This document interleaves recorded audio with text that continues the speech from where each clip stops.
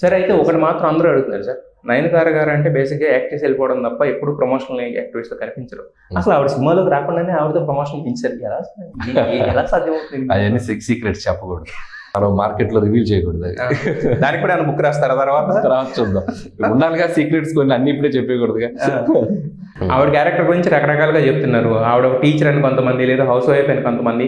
So మీరు అనిల్ గారి cinema అంటేనే ఫ్యామిలీ అంతా కూర్చొని చూసే ఇది ఉంటుంది కదా. సో దీంట్లో కూడా మూడు పిల్లల కాన్ఫ్లిక్ట్ ఏమైనా ఉంటుందా? 100%. అంటే హస్బెండ్ అండ్ వైఫ్ అనే కాన్ఫ్లిక్ట్ ఉంటుంది, but it's completely different compare చేస్తున్న past ఫిల్మ్స్కి.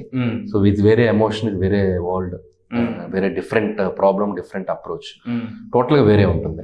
Though it's a wife and husband story, but complete different approach ఉంటుంది. సో ఈ సినిమా కూడా ప్రమోషన్స్ ముందు నుంచి మాట్లాడితే మీరు చేస్తున్న ప్రమోషన్స్ అన్ని వేరే రేంజ్లో ఉన్నాయి.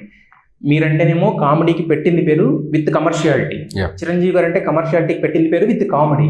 సో మరి దీంట్లో నుంచి ఏం ఎక్స్పెక్ట్ చేయొచ్చు అవుట్ ఆఫ్ దిస్?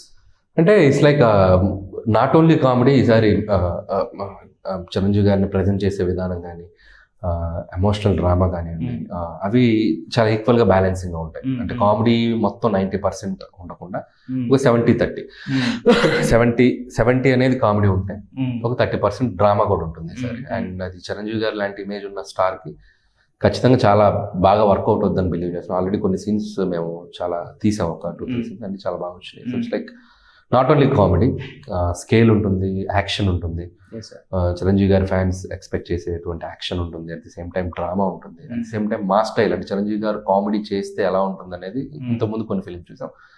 దీని నుంచి ఏం డిఫరెన్షియేట్, అంటే ఆయన స్టైల్ అయినా లేకపోతే మీ స్టైల్లో ఆయన కామెడీ చేస్తారు? రెండు. అంటే నేను kind of characterisation, situation comedy ఉంటుంది. సో దాన్ని ఆయన బాగా అడాప్ట్ చేసుకున్నారు.